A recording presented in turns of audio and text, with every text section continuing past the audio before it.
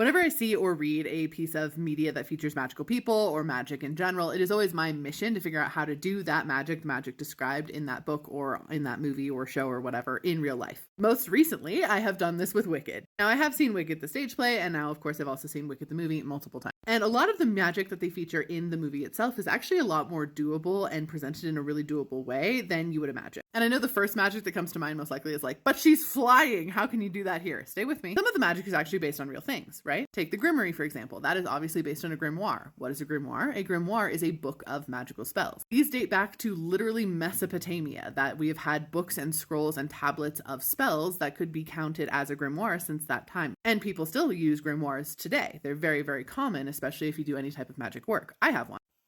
It's where I record all my spiritual weirdness, the ahas, the downloads, the things that happen to me, you name it. But there are actual ways to practice the other magic of Wicked too, like the telekinesis where she makes everything hit the ceiling or makes her sister levitate. Now, I'm not saying to go make your sister levitate right now, like that would be a bit of a challenge, but starting by working on energy controlling from your hands, propelling and pulling in energy based on what hand you're using, or pushing energy out around a candle flame to see if you can push it back and forth, those things are very doable and people do it all the time.